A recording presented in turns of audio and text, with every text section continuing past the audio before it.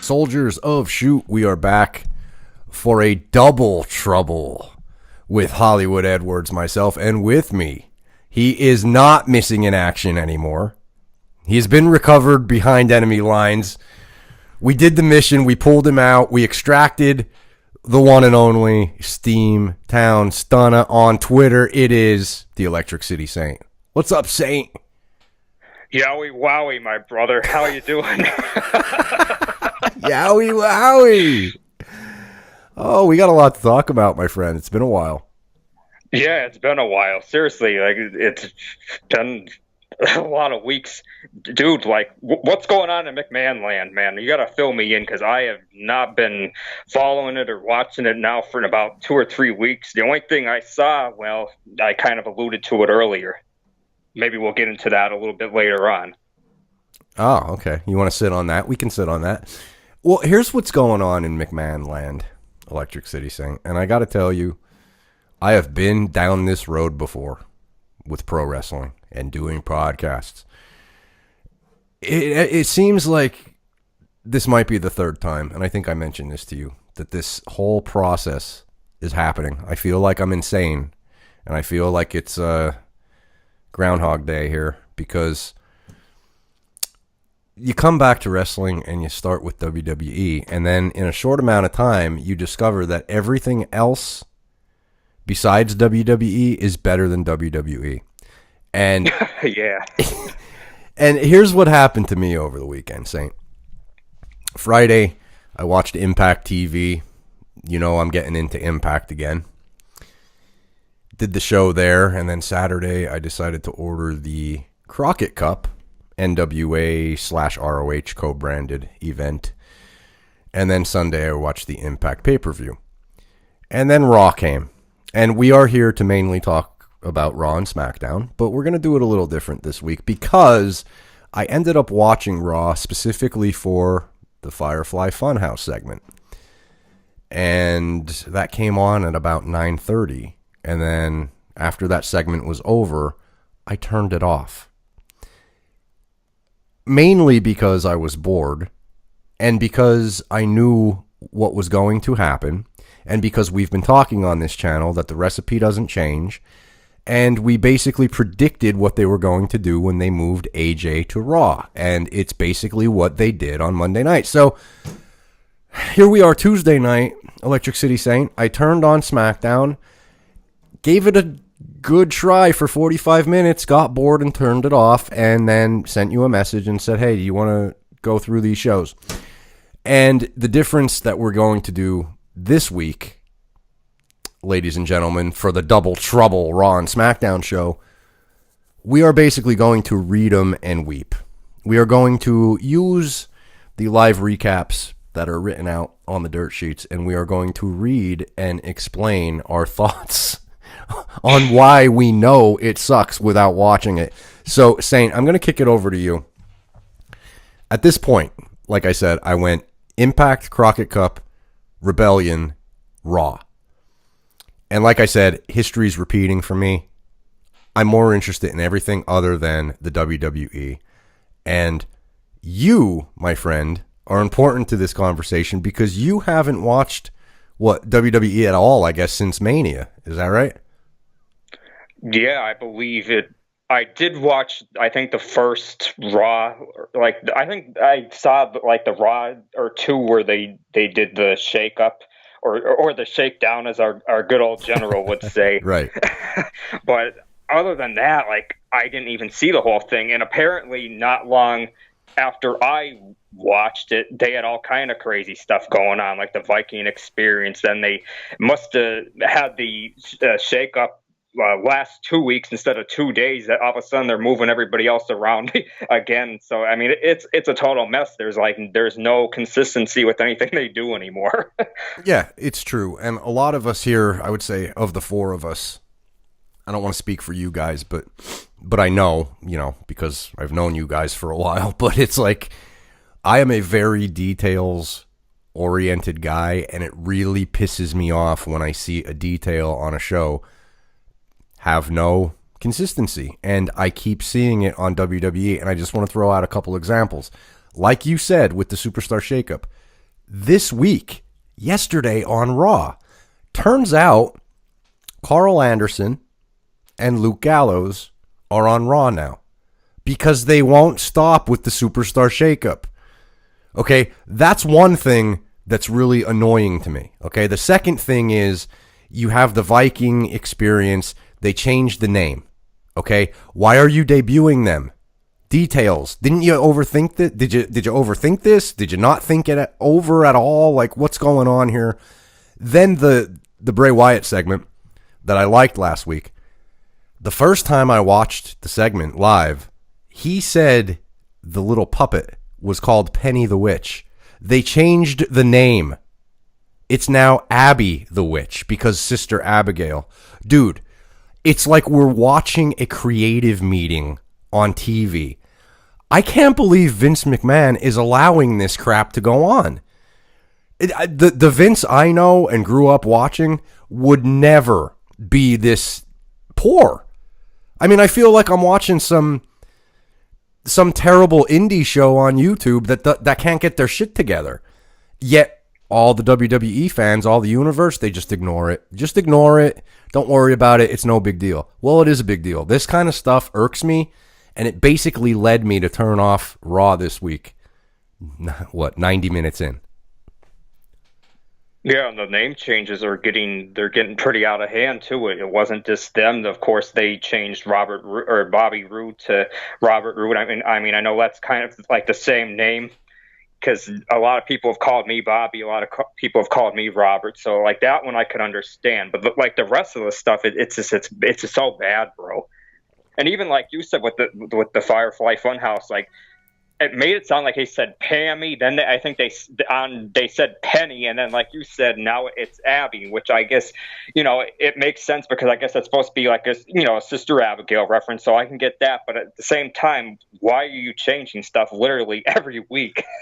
Oh, it's true. And like you said with Robert Roode, I tried to stay positive with that show review last week, and he was one of the positives, kind of like let's see what they're gonna do with him, but. He beat Ricochet, okay? And again, details.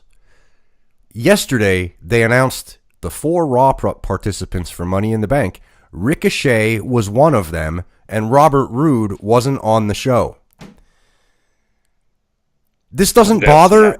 Am I the only one that this bothers? Like, because, dude, listen, they always say they're in competition with everything. And I always bring up, other TV shows. If this was The Walking Dead, we'd be like, okay, a walker bit someone, and this week it matters, but next week it doesn't. Or they just forget, like they would expect their fans to forget that one of the main characters got bitten by a zombie. Like, that's the comparison to me. I don't understand why people just accept this and continue to watch it, because for me, it's pushing me away. I can't take it anymore. I'm seeing details throughout every other company that get addressed, booking issues that make sense, and I turn on WWE, and they are the worldwide leader, yet they can't get anything right. And I'm not nitpicking. It's true. If you watch it like that, you'll see it too. I don't understand it, man. Yeah, I don't either, and I think that is really pushing away a lot of people like you and me, and also like their casual fans, because you and me said this earlier. Apparently, this was once again another huge droppage for their Raw rating. It really plummeted in their third hour. I think it made it look like they only brought in 1.8, which is nuts. That is really bad, bro. Yeah. It don't matter like what TV show that is. Like 1.8. I mean, I realize it's 3 hours. It's craziness, but at the same time, that's not good.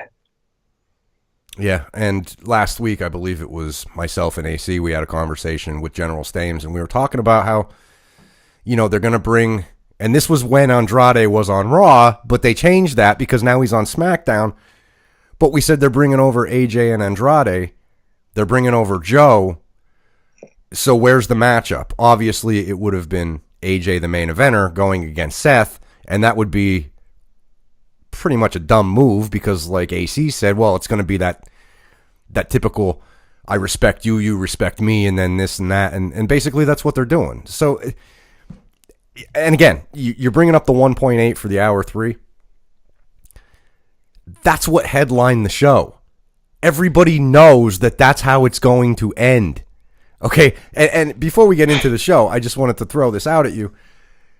You see, and I'm not, it sounds like sometimes we're really smarky, which we are sometimes, but it's just, if I could see this, and wrestling people can see this, I know there are other fans and people that listen to us that can also see this. Okay, the setup for Raw last night. Okay, we'll just start now. We'll go ahead and start. The setup for Raw was Alexa Bliss coming out, and for some reason, she acts like a GM now. I don't get it. But she's going to announce the 4 participants from Raw to go into the Money in the Bank match. Okay? And you have Ricochet, Braun Strowman, Drew McIntyre, and Baron Corbin. 3 of them have a microphone. For some reason, Braun doesn't. But he took Ricochet's at the end. So this is what happened. Bobby, stop me if you heard this one. Drew starts mouthing off. Corbin starts mouthing off. Ricochet starts mouthing off. Drew starts mouthing off. Braun picks up the mic and goes, "Why don't we give the people a little preview? Why don't you," he's saying this to Drew and Baron, "why don't you 2 guys take on me and Ricochet?" I watched this setup as soon as the last guy came out. I think it was Corbin. I was on the phone with Stames, and I said, "Oh, here we go, playa. The 4th guy just went into the ring. It's going to be a tag match." This is why they're dropping ratings. Yeah, and it's constantly something that they've done millions of times. Like this is obviously, as you said, it's nothing new at all. They've done it so many damn times that it's like, how many times can you watch the same thing over and over? And the funny thing is too is like I said, I did not watch Raw the last couple of weeks, but I believe, because I listened back to the show you guys did about a week ago, I thought you said pretty much they did the same exact thing the week prior with the 4 of them on the mic like that. Yeah, they did it. I think it was Becky's thing, like to find a number 1 contender for her. They did basically the same thing on both shows for her both belts. And once we get to SmackDown, I'll get there. But they did the same thing here with the 2-on-2 of the 4 in the Money in the Bank that they did on Raw that I just mentioned. It's the same booking. It's identical. So, Saint, let me ask you this. We, as in, myself and AC, we're still paying attention to Raw because it's almost like there's something there that we don't want to miss something. How do you, in your mind, just go, I'm not going to miss anything. I know what's going to happen because it's the same damn show every week. How do you get over the hump? How do you get over the hump? How do you just say, I'm not watching WWE anymore? It's tough, bro. It really is in a way because, there's so much good out there and there's so much bad with professional wrestling. I think I've even, kind of said that in previous times I was on here with you guys that, you kind of have to take the good with the bad, but at the same time, if you don't want to deal with either, you could always just opt out. There's always that option, because there's so much other great stuff going on that you could partake in. Like I know you and me, not so much Stames or AC, we're both big video game guys. There's a lot of great stuff going on right now. And even like TV, like I don't watch Game of Thrones or anything like that, but seriously, like I've never watched it once, and I would rather watch that than Raw at this point. Sure, of course, because of how much excitement and everything there is around it. I mean, seriously, the amount of response and reactions that they've gotten for that, and then that new Avengers movie. Like seriously, I wish wrestling like that would translate over to wrestling. Like the fans would be that rabid and reactive to stuff like that. But it just doesn't happen because I think a lot of us are just so burnt out on a lot of stuff that we've seen everything before. There's nothing to really like get excited over, I think. Well, I'll tell you what. I think you would like Game of Thrones because there's a lot of nudity and sexuality in it. So that's one thing. Also, it's of course it's a very intelligent and well written show. So I think you would actually get into it pretty quickly. But moving from there. I got one quick question. Yeah, go ahead. Go ahead. We got time, Saint. This is your big return here. Yeah, that's true. Dude, who actually is, the authority figure on Raw? Because you brought up Alexa Bliss, and I did notice this, that, around WrestleMania season, it did seem like all of a sudden she's booking matches, and I really, I got to be honest with you, I have no clue who the quote-unquote authority figure is on Raw. At this point, I don't know, should they just make it official and make her the GM? Because I thought she was injured prior to all this, and that's why they were having her, transition to this role. And I kind of like it, but at the same time, seriously, if you're gonna do this, make it official. Because if she's booking matches but she has no real power, it just don't make sense, dude. Well, it's actually a step worse than that, because all it was Braun saying, "How about you take on me and him tonight?" And she didn't even say anything. She didn't approve. She was there, but that was it. It was just, okay, match set. So to answer your question, I don't know. Because I'll tell you what, Shane McMahon, who is still on SmackDown, has been on Raw more than Stephanie or Triple H since Mania. So yeah, it's actually true. I just realized that as soon as you said that. Because it does seem like, lately he's been on both shows, but, Stephanie, she hasn't really seen that much. And I think we've only seen Triple H once or twice since Mania. Yeah, and that's the thing, detail, continuity. If you're gonna, look, it's not up to me. It's not my choice to have a GM. They told us that there's a GM. So if you're not going to have a GM and you're just going to magically book matches, then we are to assume that someone is doing it, but we don't know who. So it's just something to point out that it drives me crazy. There's no continuity at all in this stuff.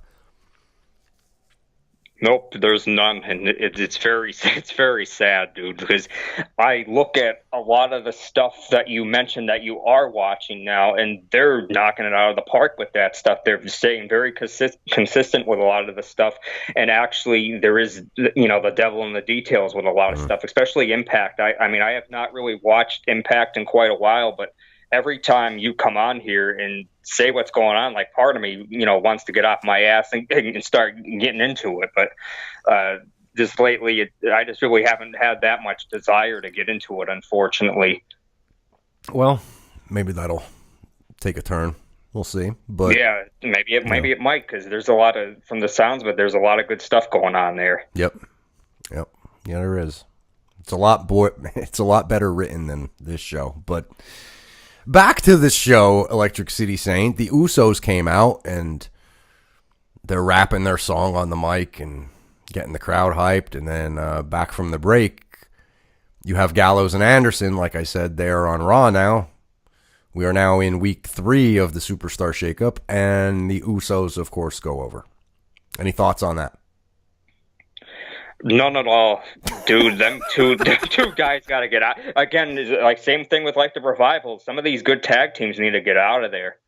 They're just gonna waste their potential. I mean, they're getting paid good money to hardly, do a whole lot and put over younger guys. But at the same time, it's you're kind of ruining your legacy in a little bit, because them two are a legendary tag team. I mean, no offense to the Usos, because they are as well. I think they're certainly getting up there, but Gallows and Anderson, their run in New Japan was legendary. There's no doubt about it. Oh yeah.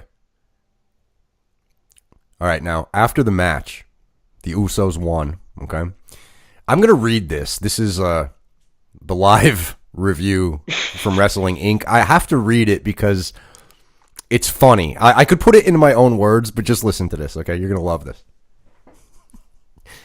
All right, lay it on me, brother. After the match, the Usos begin their celebration as we go to replays. It's time to find out what the Usos have been teasing that's never before seen on Raw. They take the mics and warn fans to put the kids to bed and make sure grandma is asleep. The Usos show us footage of the Revival filmed earlier today. Scott Dawson and Dash Wilder are in the shower together wearing towels. Dash is shaving Dawson's back. The Revival chased them off.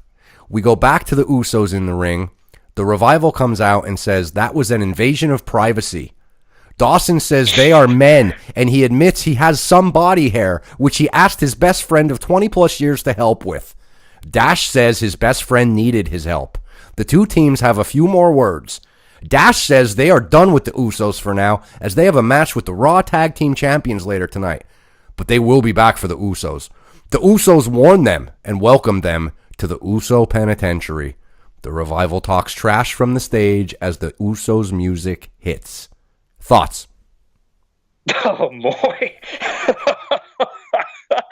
I don't even know what to say about that,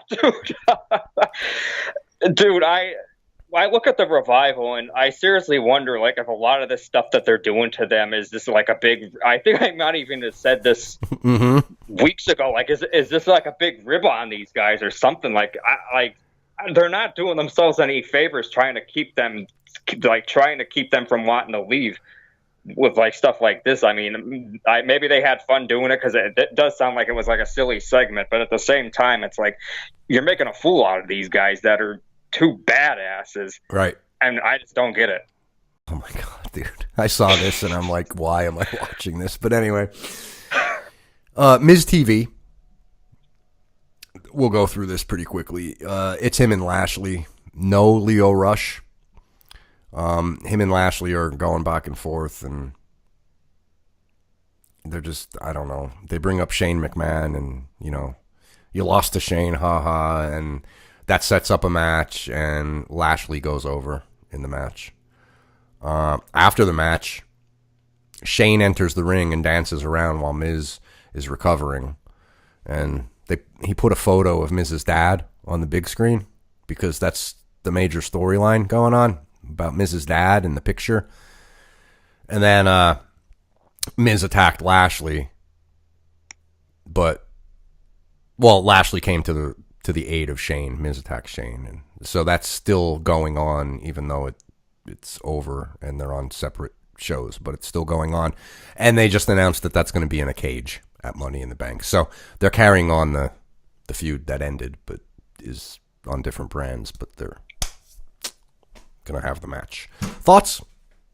What about what's going on with Leo Rush? He's basically been forgotten about or something too, because he hasn't been on there in a while now either too. Is he getting like phased out, or is he done? Because it's funny, like I almost feel like we didn't get a whole lot of payoff from that either with Leo Rush. I mentioned this way back right around WrestleMania that I would have liked, you know, maybe he turns face and like gets payback on Lashley or something, and I guess that's just never going to happen now apparently. Yeah, I don't know. And again, dirt sheets, there are reports that he has some backstage heat on him for something with his wife being around all the time. I don't know if that's true. It sounds stupid. Yeah, that's kind of silly, but I mean, who knows with them half the time? Yeah. Like something real goofy like that could actually be legitimate because they hold like the weirdest like grudges there. Yeah, I don't know if it's true, but anyway, Leo might have some heat on him. Maybe that's the explanation. I don't know, but here's where the show gets real good. The Viking Raiders came out and the Lucha House Party attacked them as they were going into the ring, and then they had the same match that they had last week, and the Viking Raiders won the same way that they won last week, so it was just the same thing as last week. What are your thoughts? About them two guys, I have a question for you. Are they presenting them as heels or faces? Because that's something I've been wondering too, that maybe they didn't, with like the name change, maybe they wanted something that, you know, fans wouldn't chant, like, or wouldn't be able to chant, because I think the first time they debuted them, I thought they teamed with like a heel tag team, didn't they? Like, I really don't know what they're doing with like the Viking Raiders. Yeah, I guess if you look at the Lucha House Party, who are faces, you would think that the Viking Raiders would be heels. They're not getting really like a big pop or anything from the crowd, so I mean, they're booking them against the Lucha guys. they're not talking or anything. Like, there's nothing major. Like, they do the picture-in-picture of them, we're going to come out and raid, Vikings, that thing, but they're not really either way. I don't know what they are. Yeah, I don't know either. I will say this, though. The name change is a little bit better. I mean, seriously, considering what it was, but still, it could be so much better. And, I mean, I'm in the same camp as AC. There's a lot of times where I accidentally still call them War Machine. So it's hard to get used to all these damn changes over and over. I mean, they basically had their name changed, 4 times in a year time span, right? Yep. It's nuts. And you know what their finishing move is called? Oh, yeah. They actually are using the Viking experience for the finisher, aren't they? Yep. Oh, yeah. So there's that. Okay. This was a great segment. So Alexa Bliss is on stage. Natalia's there. Dana Brooke's there. And then Naomi comes out. And they're all bitching like catty women. Okay. Now, this is like... They're going back to Diva era where they're like all bitching at each other because I'm better than you and you're better than me. That's what's going on here, okay? Basically, the setup was, I want to be in the Money in the Bank. No, I want to be in the Money in the Bank. And then Alexa Bliss cuts them all off and says, well, there's a 4th member and I need to introduce her. It's me. Ha!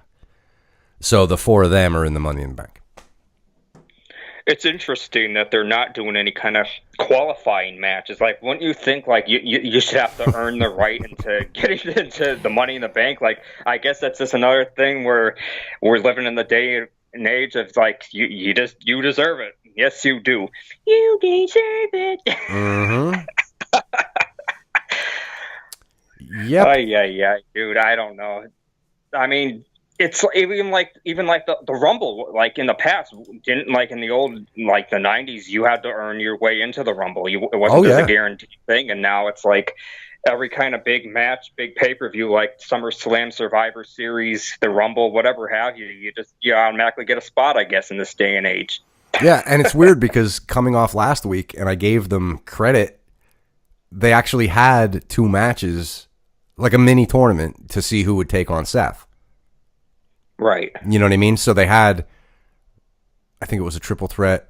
The 2 winners fought, and AJ won, and he took on Seth. So it gave meaning to the matches. Now they just appoint people to be in this match. Again, consistency. I don't know. And a lot of people are turning this stuff off, so we'll get there. But... Yeah, I guess apparently I'm not alone with the way things have been going. Apparently, with their ratings droppage, I think there's a lot of people that are probably in that same camp as we are. And the sad thing too is a lot of them probably are casual fans as well. It isn't just like smarky assholes like us, Mm-hmm, mm-hmm. I think it has to be at this point because if they're under 2 million for their 3rd hour, I got to think McMahon is about to panic at any minute. But we'll get there. Yeah. Okay, first, did you see the first episode of Firefly Funhouse? Yep, I seen the first 2. Now, did they do one tonight on Smackdown? Because if they did, I didn't see that yet. I think if they did, and we'll get there, when I was watching it, they didn't. But last week, they played the same, it was on both shows, but it was the same Firefly Funhouse. So I think there's only 2. But what were your overall thoughts of it before we get into the part 2 here? Specifically the first episode or the second one? The first one. Dude, it's funny. I'm in the same, mindset as you are. I'm actually really liking this, and I hope that they give it a chance, honestly, because I think there's so much good going on with that, but I'm worried at the same time that if they push the boundaries a little too much, they're going to cancel that whole thing because, like, I think you said previously, there were reports that, a lot of people, with the regulations and stuff, I guess they don't really feel comfortable having that on their network and all of that. Right. Yes. And it's sad because it's like I feel like this has a lot of good potential, and we talked so much on this episode specifically about details. Dude, the amount of details in this segment, the very first one, it was friggin' amazing. Yeah. I mean, there's so many little hidden Easter eggs that, it kind of rewards the longtime fans of his, if you think about it. I mean, top to bottom, there was all kind of little like references and little hidden things. And dude, I loved it that they had the little Hawaiian shirts thrown in the corner. You know, it was a little off camera, but I mean that's like a call back to his NXT look. You know, it was cool too. Like he actually like listened to the glove itself. Like he has the two different gloves or whatever, and the one that says "hurt," he was listening. He actually listened to that. There was like a muffled voice coming from it. I thought that was really, really interesting because it seems like too it was on like the side where he has that new head tattoo. It's very interesting. And dude, even like after he does the thing with the chainsaw, you briefly, you know, you hear his old voice like break in, and he quickly reins it back in. It's so brilliant, dude. Wow. All right, good. I'm glad you like it. And one last other thing too, like the first time I watched this, I thought it was like Mr. Rogers' Neighborhood or like Blue's Clues on like an acid trip. That's what it reminded me of, dude. It's cool in a way though, because it's something they really have not done in quite some time. I mean, it kind of reminds me of the Doink the Clown when he had his evil run. Kind of reminds me of that with a little bit of like Waylon Mercy, and even Waylon Mercy, you have the reference with the vulture puppet being named Mercy. I love it. All them little hints of stuff it's excellent. And the one thing that I took out of the most, and I think people might find this weird, but the first thing that I took out of with the first, you know, segment that they did, the biggest question I had was, why is the one portrait missing? And of course, we got that answer apparently the next week, which I think is brilliant. Because you saw that like the missing area where there should have been a painting, like there was like the picture frame hanger, there was nothing there. And it was just brilliant the way they gave us that answer the very next week. Yeah, and again, continuity, like you said. So the painting, you said there's Easter eggs. Is that a callback to the Wyatt house? Yeah, it certainly looks like it is from the looks of it, because even you could kind of see Abby the witch in the middle of the house there as it's on fire. It's amazing, so right? All these all these little details. This is seriously one of the best things they've done in so damn long, and it's incredible. There's no doubt about it. And the funny thing about it is, I don't think WWE has much hands on this, because from what I'm reading, this is all mainly him, number one. But they also brought in a different director for this, apparently. And I think it's a huge noticeable difference right off the bat. Yeah, I would agree. You could tell that this is not regular WWE producers here doing this. Now, since we're talking about this, is probably the biggest thing we'll probably talk about on this whole thing. Absolutely. Dude, do you actually have like a theory for this whole thing yet, as where it's going to go, or do you think it's too soon? Because I kind of partially have a theory, but I think there might be some holes in it as well. I don't have a theory per se. The word of the day I thought was interesting, which was sociopath. But it doesn't go deep enough for me. Like I want to think that maybe he might assume these characters, like it's in his head. Like he might have a personality disorder or something. Like last week, I viewed it as maybe they would make a faction out of it. But after seeing this week, like somebody would portray the rabbit, and like General Stames said today, Tyler Breeze, we got a job for you. Put that bunny suit on. You're his rambling rabbit. But I don't think it's going to go that far. I almost think that maybe he's going to be cutting promos in the ring and switching back and forth, or maybe you don't even know which personality he's actually assuming at the time. That's my only thing right now, but I don't know. I could be totally wrong.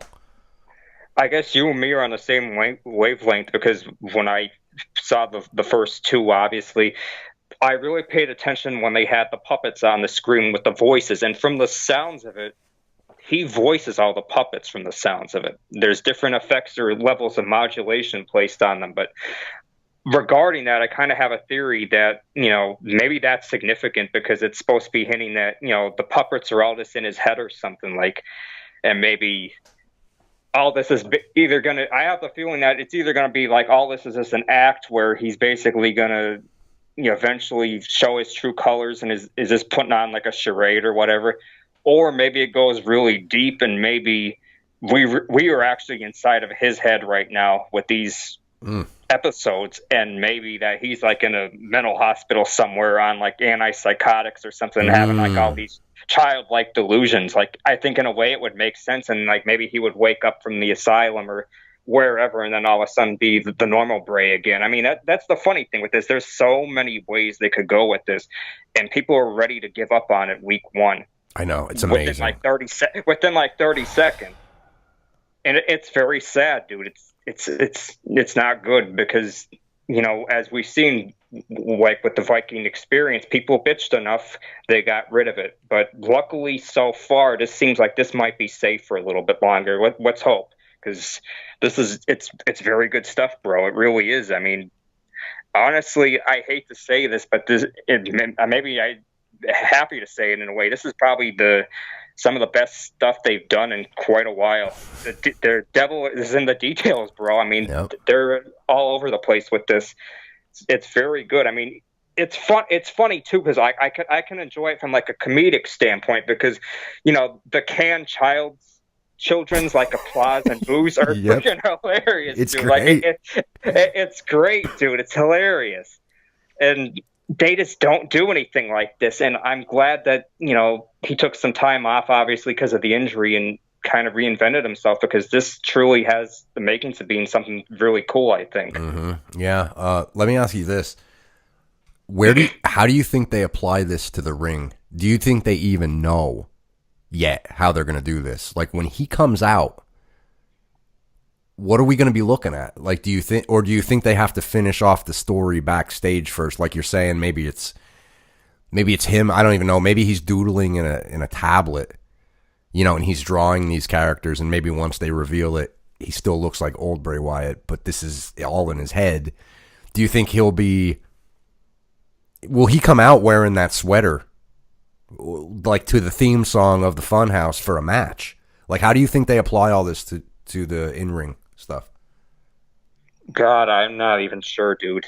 And I agree with you. I'm not even sure they know yet. I think they're going to have to take this a couple weeks at a time and slowly build it up. And apparently, as I said, too, with him being injured so long, this actually apparently has been in the works for quite a while. So I'm sure, they're figuring that out as they go. But I'm sure that, Wyatt himself, he probably has a pretty good idea what he wants to do with this. And so far, it's shown because, dude, he's killing it. His mannerisms, that he's like totally reinvented himself in a way. Mm-hmm. I mean, he was a tremendous actor as it was, but his facial reactions and his voice and everything he does with this is, to quote AC, it's tremendous. Absolutely tremendous. It's top level stuff, honestly. Like, he could be tremendous, bro. Tremendous.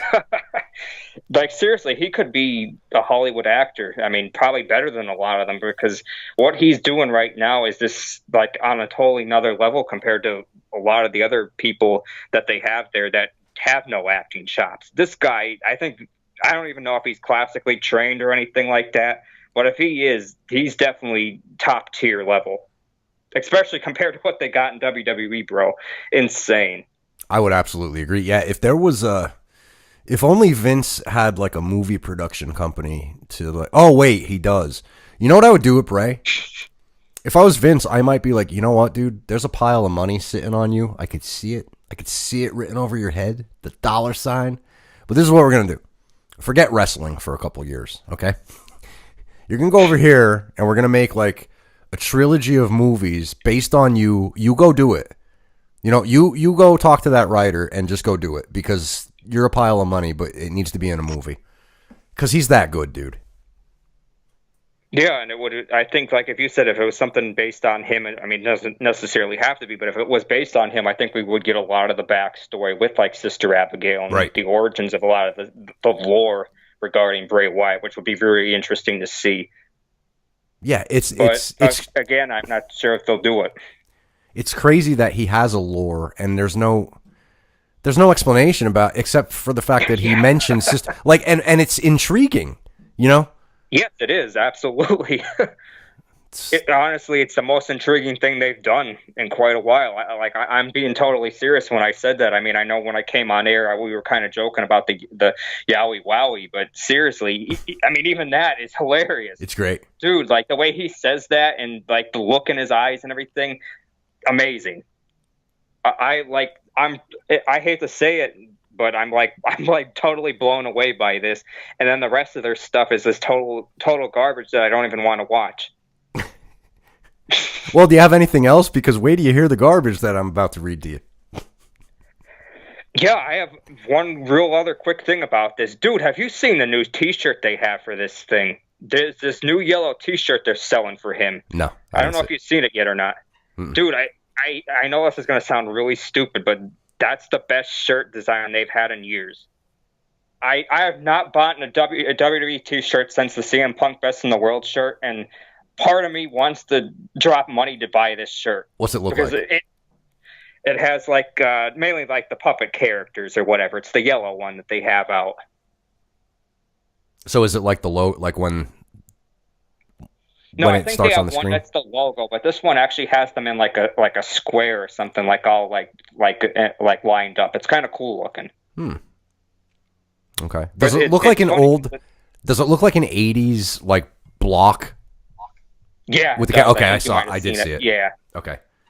Yeah, that's what I like so much about it. Like, I don't know, it's just so cool, and I think, you know, they have so many corny bad designs, and this is so simple, but it fits perfectly with like the whole like having to be presented as like a cartoon or whatever. Right.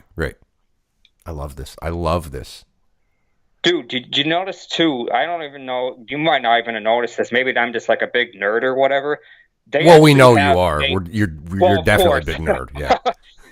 They actually have this screen filter. I don't know if you've noticed or not, but it actually is supposed to look like it's like a 90s, 80s TV show. Oh yeah. I don't know if you've seen it, but like it actually looks like it's a totally different show, and I mean it's incredible. Yeah, you could definitely notice it when it's on a TV screen. Yeah. You mentioned too with the stable idea. Going back to that quick, then we'll move on. Who better, in your opinion? Now I have an opinion for this.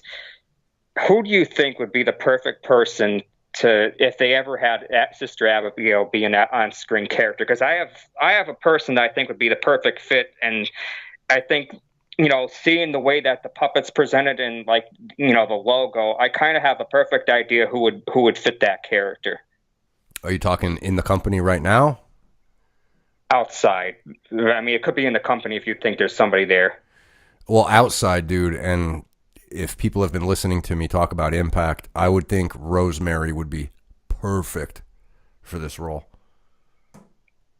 Dude, yeah, that's the same thing with me. I was going to say either her or Priscilla Kelly, because I look at Priscilla Kelly. She already looks like the Sister Abigail puppet, dude. I mean, there's been times when she would enter during her entrance. She actually comes out with like that veiled, hooded like type of gimmick, and she seriously like almost like I don't think she'd even have to change her look that much. She would look what they're presenting like the puppet as. Oh yeah, if she showed up as herself, she would look like that. Absolutely. Yeah, and I think if they would ever to sign her, seriously, they got to, or even Rosemary, they got to put her in that spot because I think they would knock it out of the park. Honestly, I could see both. I could see both too because of like all the different little mannerisms they do in their matches, like all the demonic stuff that Rosemary does, and then like the crazy like quote unquote disgusting stuff that Priscilla Kelly does. Like I think you could twist that either way with like the Sister Abigail character and could be pretty interesting. Mm-hmm. Absolutely. The possibilities are endless, but I'll tell you what, I'm fearing that because of the ratings, and we'll get there, McMahon's going to panic, and I think he's going to trash this really quick. And dude, if I see this go away and Bray Wyatt comes out and he's just normal like he is, and he's like, oh, what a bad dream I had, I'm going to be pissed because there is so much that could come out of this, dude. I just really fear that that it's not going to last. I mean, if week one had people saying, and again, I don't know what's true and what's not, stockholders or just people online, he looks like a pedophile. Why is this guy doing a child show and he's like using a chainsaw? Because you don't get it. That's why. But then now you have the word sociopath written on the screen. I gotta think that Vince is looking at this going, oh my God, this would have worked great in the Attitude Era, but boy, oh boy, I'm going to hear about this from the network. That's my fear. Yeah, it's my fear too, because like part of me, like I seriously want them to push the boundaries with this, but I know at the same time that they probably kind of can't because of that fear that they could have it. They might have to shut the whole thing down. And I'm going to be totally honest with you. I'm surprised it made it into week 2 or 3. I thought for sure that I was worried that they were going to can it and be like a one-time deal, and you just randomly come out and just be normal looking. But so far, so good. And apparently the fans are showing that as well. If you look at the YouTube video for both of them, they have about the first one has about 3 million views, and the second one has about 1 million. Good. But the likes drastically like outweigh the dislikes, which is very good. Now, there's been reports from what I've read that people are thinking that maybe there's bots adding to that. But dude, there's no way that even if there are like bots like in the video up or whatever, there's no way like it'd be that drastic of like an outweigh like it is right now. I mean, I think there is some fan support for it. Maybe people were just a little shocked the first week, but I think as it goes on, I think more people will like it. I hope so. Let's keep our fingers crossed. You want to get back to it? Yeah. Okay, since Naomi and Alexa Bliss are both in the Money in the Bank match, Naomi beat Alexa. Thoughts? Yawn. Becky Lynch comes out, and then Charlotte comes out, and then Lacey Evans comes out. Thoughts? Oh, jeez. Just as bad. Okay. Kurt Hawkins and Zack Ryder in a non-title match versus the Revival. Ryder and Hawkins win. Anything there? Dude, seriously, I've said this in the past, and I think people will probably have come to expect this with me. I try to be one of the more positive people on the channel here. Mm-hmm.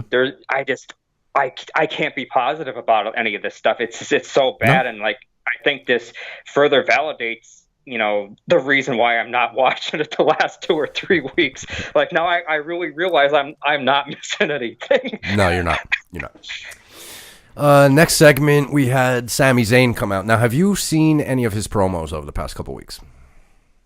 The first one when he came back, when he turned heel, like after he lost the match, I saw that and I liked that, but I haven't really seen a whole lot after that. I think he's from what I've said, from what I've heard and what I've been told, that he's really kind of ramping it up though with this new character he kind of has with the promos he's doing. So that's kind of cool, I guess. Yeah, he's doing good work on the mic. It's just not going anywhere. Like, and I know it's early yet, but he's making fun of the fans basically. Basically the smarks. He's making fun of us. Yeah. We see, if we want to believe Sami Zayn's promos, his character is saying, we are on YouTube right now making fun of the WWE, not because it sucks, but because we have a problem with our own personal lives. So that's basically the story. And on Raw this week, he told the story of, being in an airport and and this does happen. Okay, so he's actually telling the truth, and I would agree with him. I hate this shit because I would never do it, but dad comes up and pushes his 5-year-old over and please sign my Sami Zayn doll or whatever, and Sami said no, and the kid started crying. So he's making fun of the way wrestling fans act, basically. But here's my thing. If they don't have a guy to come out and stand up for the fans, this is just going to go on and on and on until he gets no reaction, and then it goes away. So my question to you here, I guess, because I did want to spend a little bit of time on this because he's killing it on the mic. But who's the guy? Who's the guy that has to come out and be like, all right, Sammy, shut your mouth? I'm not sure about that, and I almost wonder, would they go Bray Wyatt with this? Because I did mention previously in the past that I thought they would bring him back as a face potentially, and I think it could be big. You know, I originally said him versus Lashley. I don't think that was going to happen now. But I almost think, like, the childlike manner that he's displaying lately, like on the Firefly Funhouse, it's almost like the polar opposite of, like, the guy with, like, the stick up his ass, like Sami Zayn. Like, I almost wonder if that's where it might go, because I think those two in the past, they have not really wrestled that often, but what I remember, they have good chemistry together, so maybe there's a possibility there. Whether they go with him, or, I don't know, though. I do have a counter question for you regarding this, and I guess it's kind of in the same realm. Okay. Is this the right guy to be portraying this character with Sami Zayn, I mean? Because when I first seen it, I liked it, but at the same time, I kind of feel like he doesn't really make much sense to be that person. Because he's basically the, you know, big, like, rebellious. I mean, he's supposed to be, apparently, but I mean, nobody has any kind of character or backstory. He's originally was supposed to be like this, like, you know, big punk guy, like, right. You know, he's the ska dancer and everything like that. He's supposed to be like rebelling against things, and that type of character is almost like the polar opposite if you think about it. Like, he's supposed to be the big guy for the fans. I mean, just look at the way, like, even like he is, his build is and everything. He's supposed to be a baby face, in my opinion, but I mean, he's had good heel work, but at the same time, it almost doesn't seem like it's a natural fit. So you're saying, I don't know what you'd think about it. It makes sense. You're saying maybe like a Randy Orton, Dave Bautista would make more sense here? Right, yeah. Okay, I get it. I get what you mean. Yeah, it makes sense. Especially the fact that he's loved on the indies, but I mean, I guess that might be the point of it. Right. It's a hard sell because of who he is, but yeah, you're right. Yeah, and I could see that perspective of it, and maybe that's why, you know, it has potential to work, of course, you know?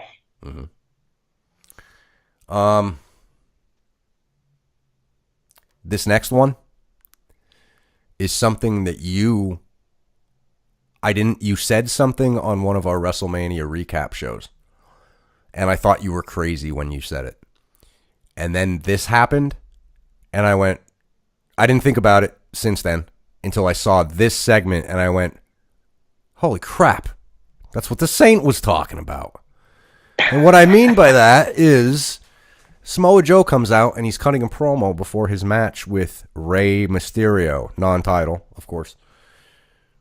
And he's knocking Rey about his kid. His kid doesn't respect him, this, that, the other thing. Rey comes out, Rey pins him. And when Rey heads back up the ramp, Dominic comes out and lifts him up on the stage, and Joe looks pissed off. And I looked at that and I went, holy crap. They might have Dominic turn on Rey and go with Joe, like you suggested. How did you know? Are you writing for the WWE? Is this why you take 2 weeks off? Is this what's going on? Dude, I kind of wish I was. They'd be having a lot better storylines. No, in all seriousness, I think, you know, they did have him backstage with Rey once or twice before Mania. Mm-hmm. And he had this weird look in his eye. Like, he was kind of like playing around with it and everything, like, you know, being like, you know, sucking up to his dad or whatever. But at the same time, you could tell that maybe there's a little bit of a glimmer of him wanting to turn on him there. And I think that's what maybe I overlooked it too much. But now I guess, as you saw, a couple months later, now they're actually doing it. We'll have to keep an eye on that one. Because because that could be pretty good. I mean, seriously, because they've utilized Dominic in the past with the Big Eddie Guerrero storyline. And look how amazing that was. I mean, I know some people didn't care for that, or they thought it was a little too much. Mm-hmm. But at the same time, I thought that was some very good television back in the day when they had them two in their feud over the custody of the kid. Right. And then CM Punk made him cry because he sang Happy Birthday to him. Remember? Yeah. That was pretty funny. Dude, I can't believe it. Like, and almost maybe I guess it's showing my age and showing your age. It's almost crazy how long it's been since, the Dominic Eddie Guerrero Ray storyline. I mean, he was seriously like a little kid there. And now look at him now. I mean, might be potentially, getting trained and might be on TV as an actual in-ring guy soon. Yep. It's crazy. And it's crazy because it doesn't really feel like it's that long ago. No, it doesn't. It doesn't. Nope. Okay, so the last segment of the big Raw show here, AJ Seth contract signing. Of course, you would think that there would be someone of authority there, but no, it was just Michael Cole. It makes a lot of sense. Sarcasm. So they go back and forth, and it's like, it's really Okay, so AJ's like, saying stuff like, Seth, for years people have been saying you're the next AJ Styles. Well, I'm still here, and Seth's like, I never wanted to be the next AJ Styles. I want to be the first Seth Rollins. And AJ was like, well, this is the house. It was from the house that AJ built over there on Smackdown, and now I'm on Raw, so I'm going to tear this down, and I'm going to build it back up into my house. And you burn things down, but I build things up. And then Seth Rollins takes his turn, and it was like he wasn't even paying attention because he goes, I burned things down. And that actually happened, and I'm watching that, and I'm going, did that really just happen? And it did. And, of course, the crowd's like, yay, burn it down. And I'm like, didn't AJ just say that 2 seconds ago? But whatever. And then they get into fisticuffs, and it kind of turns out like, if you had to ask me, AJ looks more like the heel here, but it wasn't like an all-out heel turn. You know what I mean? Like, these are two faces that got a little hot under the collar, and now it's time for the big match. Any thoughts on this, Bobby? Well, this is, again, one of the problems when they script people. I think that there's no doubt about it that whole thing, based on what you told me, had to be scripted, because I think Rollins probably forgot that he already had said burn it down, or that AJ had said it like 2 seconds ago. Like, because I think when they script these guys like this, they're forced to memorize all this stuff, and some of them are good at it and some of them aren't. Apparently, speaking of that, I think even you said it previously that you think that might be the reason why EC3 isn't being used a lot, because apparently, EC3 and TNA wasn't really scripted, and coming into WWE, when you have to adhere to that big script like that, it is hard to memorize some of the lines sometimes. I mean, I was never like in a high school play or anything like that, or I was never an actor or anything. But, I've had friends that did acting in high school, and sometimes, they admit that sometimes it's hard to memorize all them lines like that. It could be, but I think it was definitely scripted. Shout out to AC here, because he told me, he said, he hates when they plug merchandise like in promos. And they did it here. Like, AJ's wearing his new shirt, and I can't remember what it's. It's something like rest never sleeps, and rust, I don't sleep so I don't get rusty. Some kind of gimmick with the rust and the rest and all. But he was wearing that shirt, and he actually said the line. And when Daddy Cool sent me that text, I'm like, really? Was it that bad? So I went back and watched it, and I'm like, oh my God. It's like they write in plugs for the T-shirts. You know what I mean? Like, they take 3 minutes just to plug the merch. It's crazy. Yes, and it's funny because they did that with Becky Lynch. I swore that they purposely fed her that line, the Becky Two Belts thing, because as she said it, the next week she has a T-shirt. Yeah. So I think they probably had that planned out, that they were going to release that like as a merch, like for her to start like plugging that and starting to chant and all that. And again, I've said it in the past millions of times. I like Becky Lynch, but she is not doing too well the last couple of months. I think the white hot run, I think, is about to end pretty soon, because I think she lost a lot of momentum. I don't think she's really carrying it, and I think a lot of the fans are going to slowly get bored of her already. Yep, I can see it happening already too. So that was your Raw. Anything else on Raw? No, but I guess maybe this is partially a general statement, but I guess it affects Raw as well. The one good thing about the Superstar shakeup, I guess it's good that they actually did break up. They finally did break up Ricochet and Black. I'm actually happy about that because I'd like to see them both be, solid guys for their respective mid-card brands. I think they could do that, and maybe even Black in the future could be a heavyweight champion. There's potential there, but at the same time, would he get that big of a push? I don't really know, dude. But I will say, I'm kind of glad that they split them up finally. I absolutely agree. And Black has been doing promos from a dark room over the past 2 weeks. I actually don't know what he's saying, but I'm hoping there's some context in what I'm about to read. But let's see here. Why do you say that? Do you mean is he speaking a foreign language or something like that? No, it's just not. He's he does speak Dutch or whatever. Yeah, he's Dutch. But no, I just mean because I didn't see the spots. Yeah, because I was just wondering that too. Because I thought maybe the way you worded that, maybe he was either doing something like that or maybe a lot of the satanic things are usually in Latin. I thought maybe it'd be cool if he's cutting a promo backstage in Latin. That'd be great. That'd be great if he could speak Latin. But no, it was just I'll be honest. Last week it was on the TV, and I was farting around my phone, and I looked up, and I was like, "Who's talking like that?" And I looked up, and I saw Black, and I'm like, "Oh, okay, it's Aleister Black." And then I went back to my phone, and then tonight I turned it off before I saw the spot. So let's see here. Are you ready to do this? Double trouble, Bobby. Here we go. Smackdown.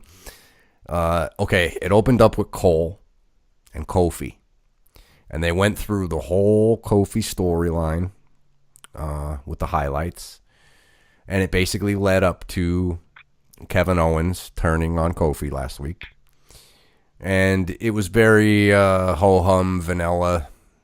Kofi being the good guy and Owens attacking him, and it wasn't cool. And that's basically all it was. I don't know, 13 minutes, 15 minutes.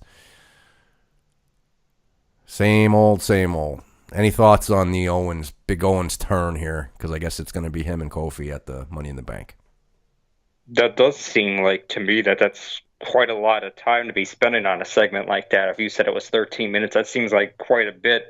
But at the same time, Kofi's promo work is very damn good. Now, I don't know how he's been the last couple of weeks, but if you've ever seen him on Up, Up, Down, Down, on the gaming channel that Xavier Woods runs, he is friggin' hilarious and amazing on the mic. I would really love to see him display more of that side of him, because it almost seems like a lot of them guys that they have on that channel, they kind of have their character with the wrestling aspect, but at the same time, I think you really get to see a lot more of their real life persona. And dude, his real life persona is so over the top and larger than life. I mean, I really wish they would let him be like that more on TV, because he is friggin' hilarious, dude. I mean, he honestly, I don't know how they didn't realize this sooner or pull the trigger on him sooner, because he is gold. He could seriously be their next big top star the next 5-10 years if they let him. I'm just worried that this was a one-time deal, and that once he loses that title, he's never going to sniff it again. Yeah. If you don't believe the Saint, go take a minute.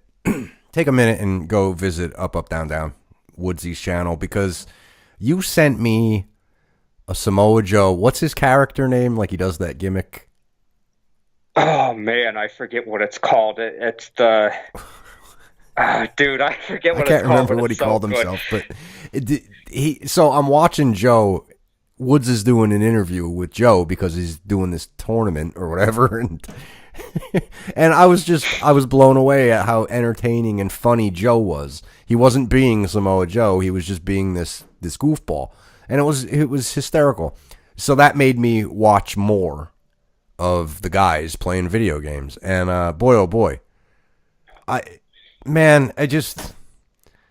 again, coming off of watching ROH and the NWA thing and Impact over the weekend, it seems like those guys get to be themselves, and Vince is just super duper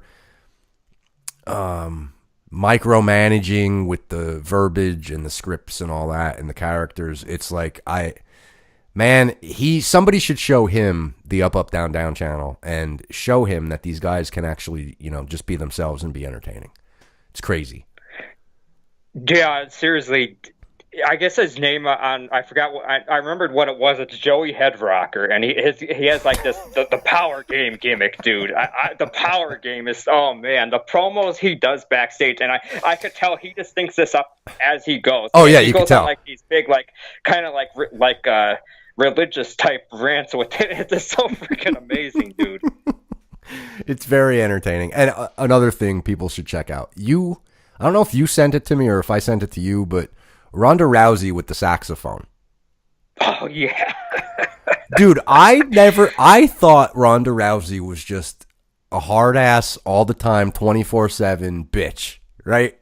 So right. When the rumor was going around, for those that don't know, the rumor was going around about she's going to take some time off to, go start a family.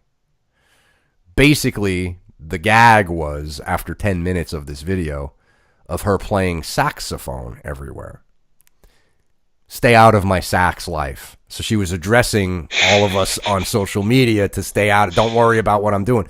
But the thing, she's roaming around basically with somebody's videotaping it for her, recording it.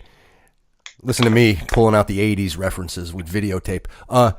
So she's playing the saxophone everywhere she goes, and everybody's like, "Oh, there she is with her saxophone." It's the dumbest, funniest thing I could ever imagine Ronda Rousey doing. I couldn't believe what I was watching. I was so entertained by a stupid video she put out for 10 minutes. I laughed out loud multiple times. Me too, dude. It's funny too. I totally agree with you, because I don't think a lot of us, even like us big UFC fans like me and AC, I don't think you really get to see that side of her that often. And maybe now that she's out of the UFC and doesn't have to be going hardcore 24/7 training. I'm sure she still trains pretty a lot for WWE, but I'm sure she isn't stone cold determined 24/7 and has to be like that, menacing bitch like that.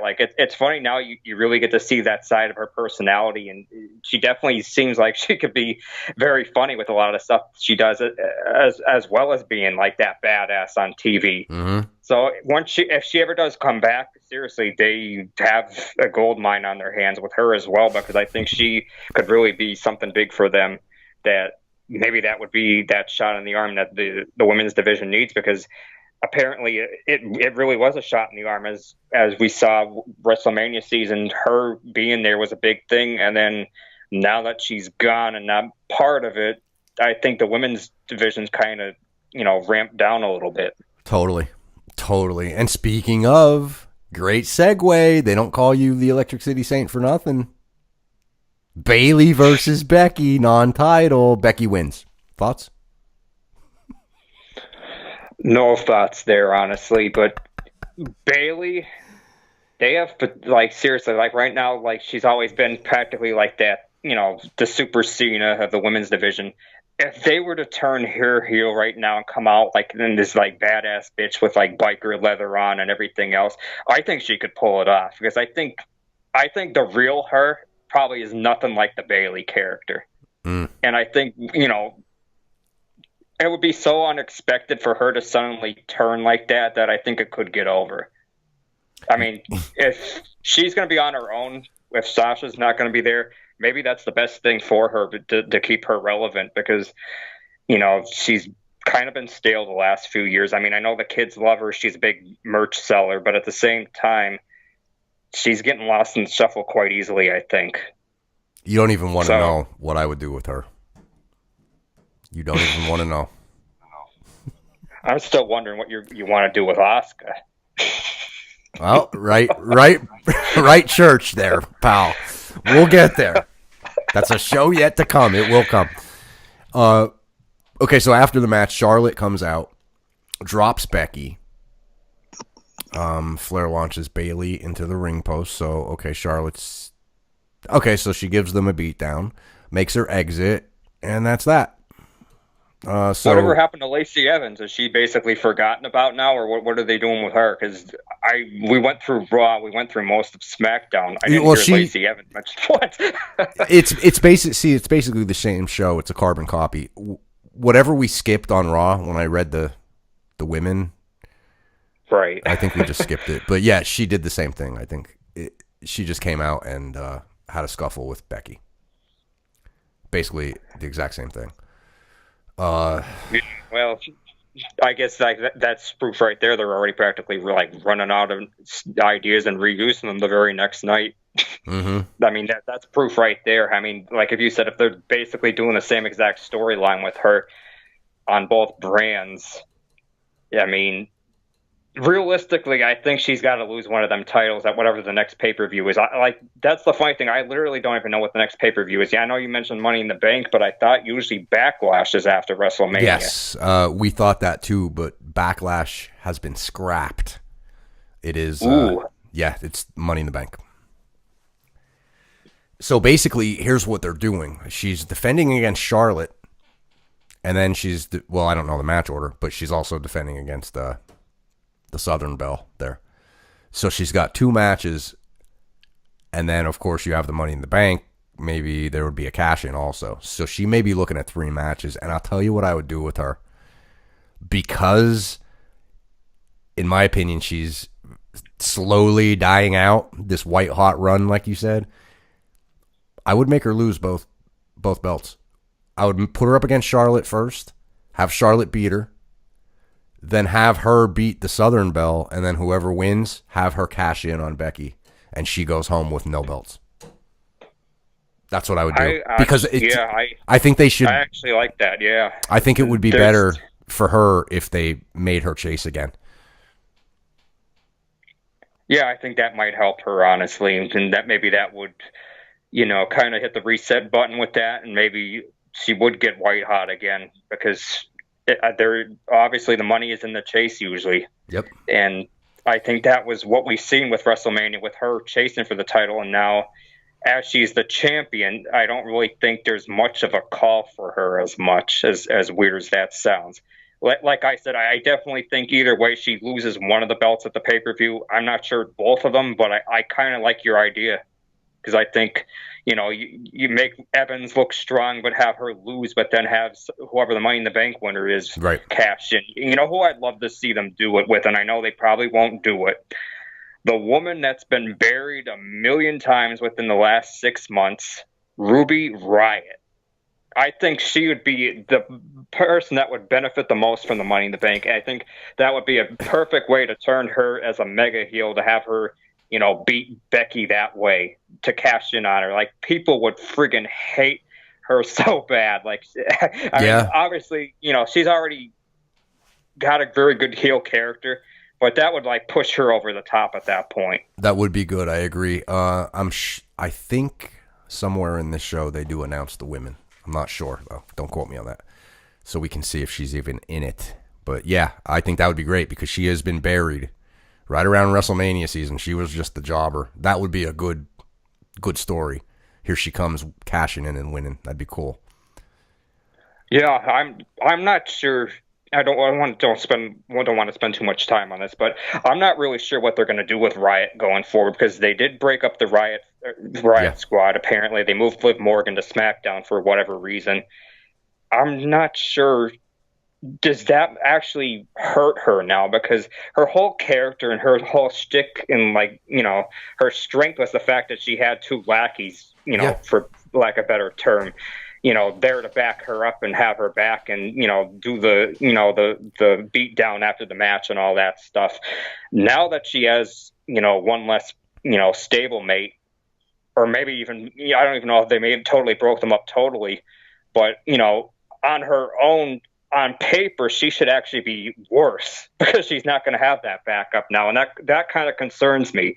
Are they going to go total burial mode with her and just have her be a total jobber totally, or would they take a risk, like I said, and actually, give her a push and put her the Money in the Bank on her. I mean, I think it would be very good if they did, but at the same time, maybe there's just something that Vince just doesn't like about her, that they're not gonna.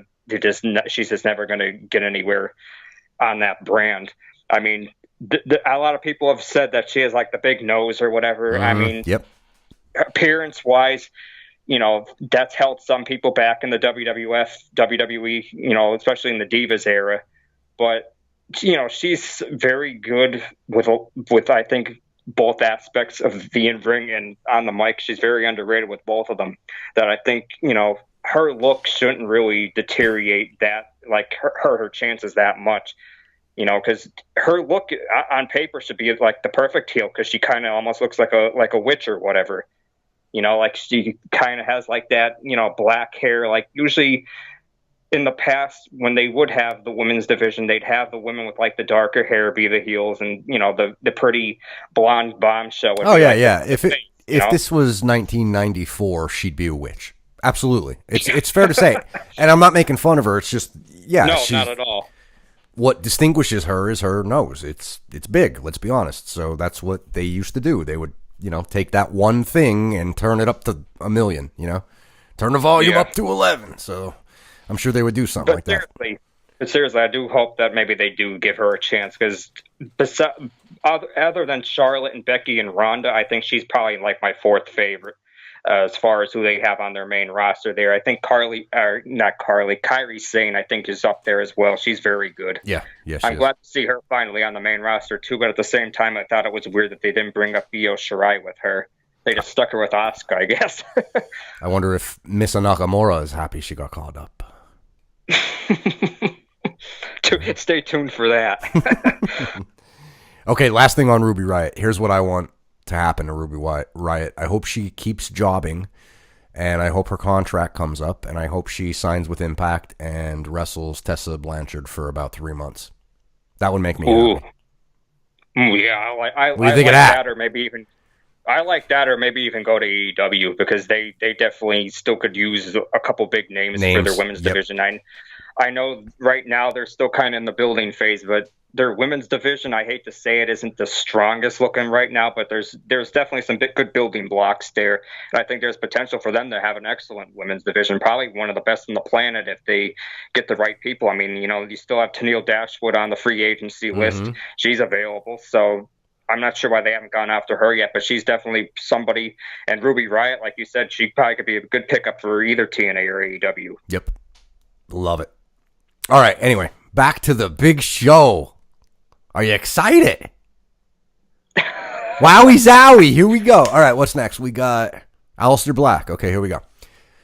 Black talks about how fear is a powerful and paralyzing tool, and how it's in man's nature to fear what we don't understand. Black says his opponents try to figure him out, and by the time they think they have him figured out, the referee has already counted the 3 in his favor. And any hope of conquering that fear has simply left the earth. Black says his opponents take one look in his eyes, and they don't like the abyss staring back at them. Because it unveils a truth about themselves, a truth that allows them to fade to black. That sounds... On paper, paper, that don't sound like that bad. It actually sounds pretty cool. I mean, he hit the heel out of, like, if that's the whole promo, I don't know if you paraphrased it or not. No, that's was like what I'm reading. That's the whole script. Mm-hmm. Yeah, on paper, that's not. I don't know how the delivery was. I didn't watch it, but on paper, that's actually sounds like a pretty convincing, decent promo. I mean, it sounded like he hit a lot of bullet points there, like within like that little 30 seconds or whatever you just did. Well, I hope they go. Dude, you probably did the promo better than he did. No, I wouldn't go that far. I don't know, man. To me, like, it doesn't sound bad, but it sounds generic in a sense that if it's just a guy talking about, they look into my eyes and they see they don't like the abyss staring back at them. That's like, I don't know, man. It depends what his see. I don't know what. Nobody has a character and a backstory, but. And I know he's a Satanist. So, but they're not saying that. See, this is my worry with him.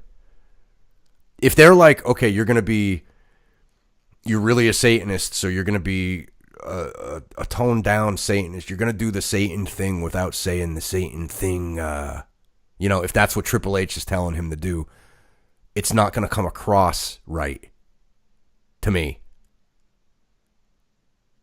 Do you see that like being a problem for him? Yeah, I certainly do, because, too, like, I don't want him to become a stereotype either, because I don't know if you know this about Satanism, but I'm not like a follower of that, but there's different sects, and there's very much different beliefs between. You might ask 3 different people what their beliefs are, and they might be totally different, because there's, the LaVeyan, Church of Satan or whatever, but then there's all kind of other different, sects or whatever you want to say that have their own belief system that are very vastly different from what the LaVeyan version offers. So I don't even know if they would even go that far into him. They probably won't, but they probably won't. At the same time, like they should be explaining some of this stuff, or like have him mention some of this stuff. But they're not going to go into that far details. I don't think. I think it's just basically, like I said, there's going to be like a stereotype of it. Yeah. One thing I will say, I'll harken back to one of the shows we did. I was with Stames, and I said his gimmick is basically modern day Satanist. Yeah, I do know a lot about the topic, but it's like I said at the time, it's too real. Vince isn't gonna like it. And the next time he was on, which was probably SmackDown the next night, Corey Graves was saying the left-hand path. And I'm like, okay, satanic reference. Then the next week he said something about, he read one of LaVey's Rules of the Earth, which was, he said something like, this is a guy that, like, kind of off the cuff, like he's reading now, so he's got to get the line in that he's fed. He said something like, this is a guy that believes that if you invite someone into your house and they disrespect you, you smite them into the face. And as soon as he said somebody comes into the house, I went, holy fuck, he's quoting LaVey and the Satanic Bible. And that's exactly what he did. Because I know, okay? So at that point, I said, it's too damn real. Once McMahon figures out what the hell Corey just did, or whoever fed him that line, probably Triple H, because it's his guy, it's not gonna work. Because, like, to me, if it's not Kane, the fire of hell, that's the gimmick, right? So that makes sense to Vince. This isn't gonna make sense to Vince. So I'm trying to figure out what they're gonna do. That's gonna be a tough line to walk, because I'm sure at that point, because Corey Graves stopped doing that shit pretty quickly. Maybe somebody told Vince, maybe Vince got wise to it. I don't know what the problem there, whatever's going on backstage. Who the hell knows? They don't even know. But this right here, it's like, it's very, I don't know. He's saying things without saying things. You know what I'm saying? Like, it's not going to work. And I know a lot of people like this guy. Obviously, he's talented. Obviously, he's got cool moves. But again, there's no character. So what's the character? I don't know what the character is. I'm reading this. It's on the screen as I'm talking, and it's like, I don't know. The Abyss. I could see Randy Orton saying this, and I could also see Kane saying this. So, like, I don't know. What do you think? What's going to happen to Aleister? What is the fate going to be of Aleister Black? I don't know, dude. Like I mentioned earlier, I kind of would like to see him get a run at the mid-card title. I think he could, have that and have a good reign out of it. But I don't know if he would ever. I kind of would like to see him be a world champion, but at the same time, I'm not sure if he would ever quite get at that level because of different aspects. And, like I said, it's like you said too, he's very talented. So I would kind of hope to see that happen. The cream always rises to the crop. Or to the top, I mean. But at the same time, I think there might be too many things holding him back, unfortunately. And like you said, too, as far as character goes, like, we're not really seeing that much character from any of these people. The Firefly Funhouse was the most character we've seen all within, like, about a 3.5-minute segment 2 times in 2 weeks. more character development and backstory and like, you know, stuff was revealed in them two vignettes than the whole entire SmackDown and Raw roster has been in about a whole year. Yeah. I mean, for real, like it's not even like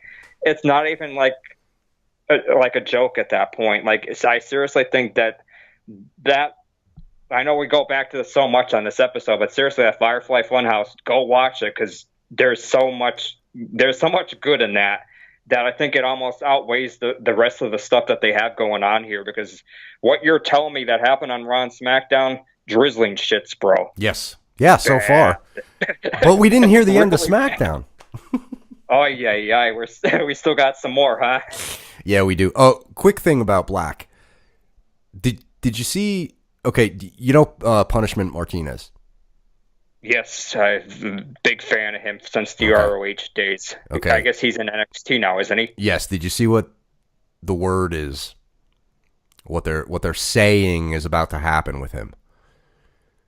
No. Is it good or bad? Well, this is why I bring it up, because I think it's interesting. It's kind of fits in what we're talking about. They changed his name right now to Damian Priest. Okay? They said stupid name. Now, dude, listen. See, this is the point. This is why I'm bringing it up. They said, like the article I read said, that the word is they're giving him all the bells and whistles. They're giving him, he's got the look already, so they just got to dress him like Damian Priest, okay? Now, we know where that's going, but they're giving him the big entrance, and I'm thinking to myself, okay, that sounds more like Vince McMahon. Like it's going to be more Kane-ish, more gimmicky. You know who that's going to be? Mordecai 2.0. Yes. I could see it now. Yes. Yes. I got a great idea, Paul.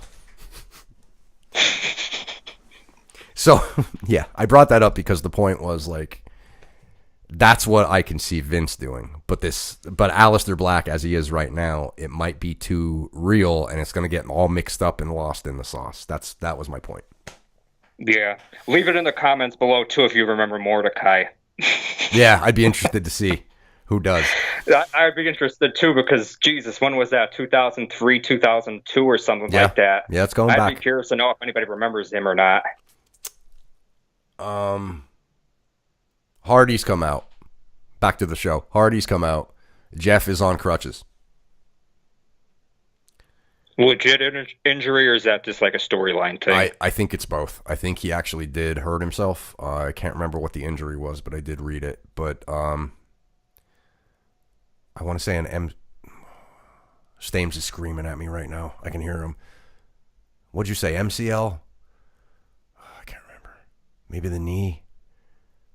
Anyway, he's injured. So they relinquished the titles. Lars. Damn, that's a shame.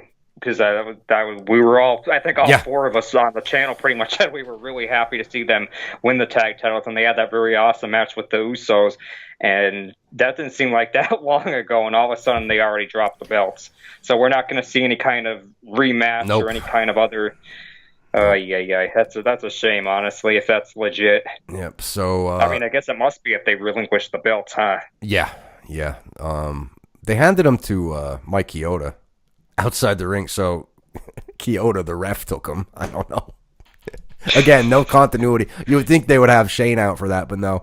But then Lars Sullivan comes down and attacks Matt, and then R-Truth came out and tried to help them with a chair, but Lars punched the chair and Truth dropped it, and he was like, "Oh, you're strong," like he's giving the eyes, and then he power bombs Truth, and that's that. So more push for Lars.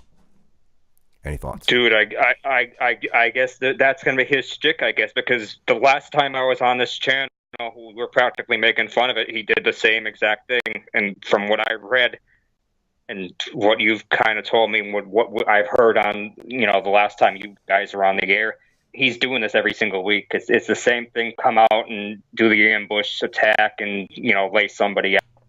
Still to come, Roman Reigns will address his recent punch to Vince McMahon. Did you happen to see that last week? No, I didn't see it at all. Okay, here's what happened. Ready?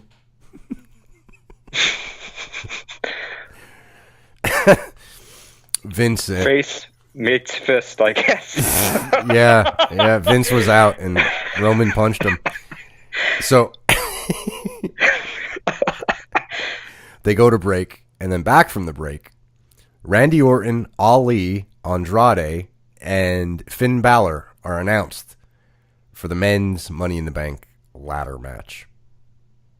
Wait, Cassius Clay was backstage. He was resurrected. Oh, wow, dude. Mm-hmm. Amazing. It's the power of Vince. I mean, All right, anyway. Asuka and Kairi Sane versus two enhancement talent jobbers. It says enhancement talent here. I think that's so funny. We're even politically correct with jobbers now. It's great. I don't know. They're two local chicks. Winners, Asuka and Kairi Sane. After the match, Paige stands tall with the girls. Any thoughts? I don't know why they have to put her with Paige with them. I mean, I realize Mike Wise, because of them being native Japanese speakers, their English isn't the greatest, but both of them actually can talk, kind of, but I don't know. The whole Paige thing just seemed very, like, they just wanted to give her something to do, I guess, Yeah. I would say give her a faction. Give her a whole faction. Let her manage some guys, too.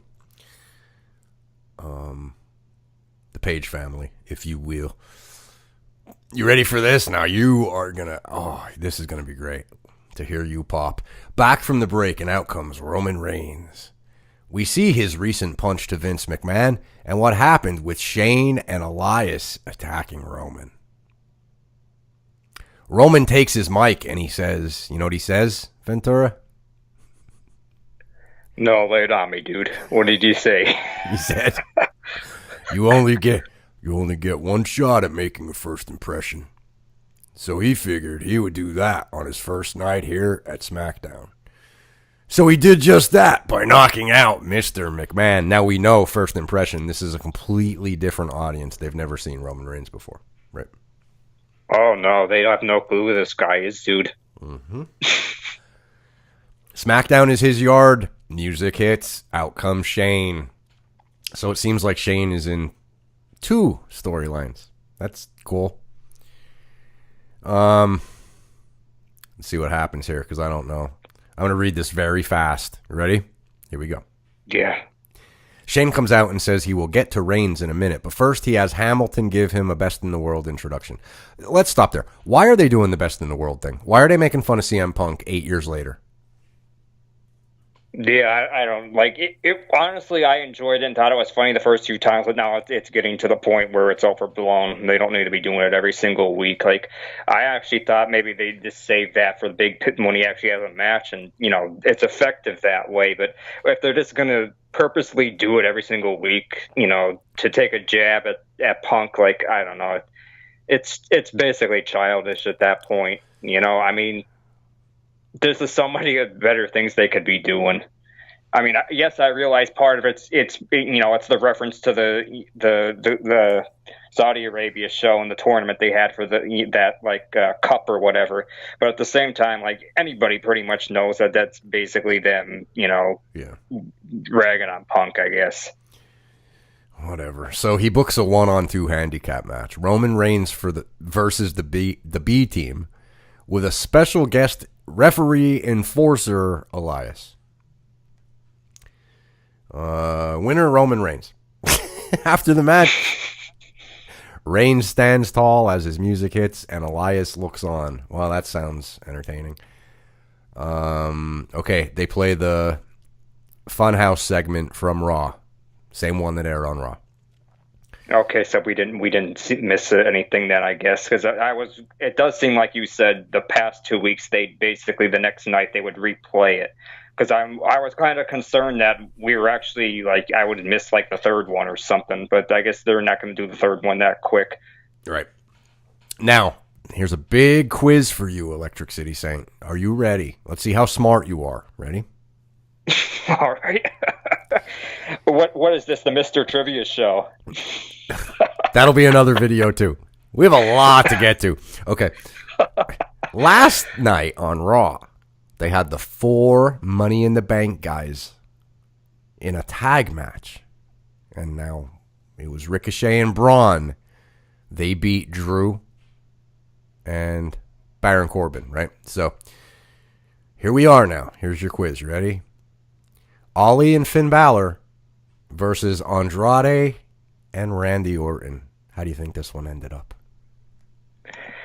Oh, man. I'm guessing the faces probably won. Ding, ding, ding! You're right, Mr. Trivia. It's Ollie and Finn Balor with the win. What do you make of it? Ay, ay, ay. And then, like you said, where's Robert Roode in all of this? He's nowhere to be seen. Nope, already gone. Hey, at least Cassius Clay got another big win. Yes. You know, one of the best of all time. He is the greatest. Sarah Schreiber is backstage with the final 2 women's Money in the Bank ladder match participants. She introduces Ember Moon. Wait, who? Sarah Schreiber. She must be new. I have virtually no clue who that is. I don't know. They're all the same. I can't tell you the women backstage announcers. I don't know who they are. I know their names, but I don't know which one's which. Carmella interrupts. Carmella says she won the first and technically the second ladder match for the women. Okay, what's going on here? She goes on about making her last cash-in count and says she will prove to everyone once again why Mella is money. Okay. We go to the ring for tonight's final segment. Oh, so I'm sorry. Thoughts on that? None. But as far as the women go, interesting. No Iconics tonight? What happened? Oh, they were on somewhere. Didn't I read it? Where was? Maybe I skipped over. I think I skipped over them. Oh, you know what? They were on. AC's gonna be pissed. They were on commentary for one of the matches. I didn't mention that, but I did see them. Yes, they were on. Being their annoying selves. Okay, Kevin Owens, final segment of the night. KO show, and his guest will be Xavier Woods. Okay. I'm scanning. Bear with me. Okay. Owens says he wants to hear about Wood. He tells Woods to come be his guest and chat if he's still up for it. Owens says the spotlight is finally on Woods. Woods isn't showing up. Owens figured this would happen, so he came with a plan B. Owens pulls out an Xavier Woods action figure, calling it one of the many piece of crap merchandise that they have been shilling for years now. He mocks and taunts the action figure after he put it in the other chair. Owens pulls out a Big E action figure, saying it was the other part of the 2-pack with Woods. Okay, Owens jokes about Big E being hurt. Kofi suddenly appears on the stage and the fans pop. Kofi runs to the ring and starts brawling with Owens. Kofi mounts Owens and works him over. They go to the floor and Kofi leaps off the steel steps, decking Owens. Kofi with more punches while Owens is down. Kofi launches Owens over the announce table as fans cheer him on. Kofi, Kofi, Kofi. Kofi throws an announcer's chair at Owens and keeps the assault going. Owens comes back with a rake to the eyes. Oh, boo. Owens retreats through the crowd. Kofi returns to the ring and poses in the corner, telling Owens to bring it back for a fight. Kofi's music starts up now. Smackdown goes off the air with Owens looking on from the crowd while Kofi talks trash from the corner. Thoughts? Dude, for a second there, I thought I was listening to a WCW internet pay-per-view from the old days. They used to actually just have it be audio like that. They're basically just calling all the moves and telling you, but you have no clue like what's going on. Like, you know, how they used to broadcast old baseball games and stuff over the radio. But regarding that, though, like, I get, like, why they're trying to, you know, kind of have a rift between, you know, Xavier and Kofi, but at the same time, it's weird that they didn't have Like, why are you even mentioning Xavier if he's not going to come out at all? Like, when you started reading it, I first thought maybe they were going to cut to backstage and have him be, like, laid out and he got his ass kicked and Owens, like, jumped him or something. But nope, they did just can't even do something like that, I guess, apparently anymore. At least that would have made sense, you know, like that would give Kofi a reason to go out there. He'd be all pissed off. His buddy got beat up, and, you know, that would add more fuel to the fire for the actual feud. But nope, they just won't. Oh, wait. Maybe you don't know. Maybe I missed that. Last week, he power bombed him on the apron gimmick, so he's hurt. Oh, okay. He's gimmick hurt. Yeah. See, no, I didn't realize that, or right. I wouldn't mention that. Yeah. It's all right. You know why? Because I don't know. Let me ask you: are you excited to see this match? Do you think Kofi already drops the title? What do you think? I don't know, dude. I think with Owens, I think they'll have a good match, but I think it's going to be very short term. I don't see him being the go-to guy to put the title on. I think Kofi probably just goes over him at the pay-per-view. I mean, I kind of would say let's hope so too, because I think it'd be a shame if they take the title off him that quick. Right. So we did Double Trouble. I can't even believe we did this long. This is insane. I don't know how this happened, but anyway. Go ahead, do the honors. Guys, make sure to like, subscribe, share, everything, all that good stuff, because, you know, we have a lot of good stuff coming out for you guys in the near future. Stay locked and loaded with the Soldiers of Shoot.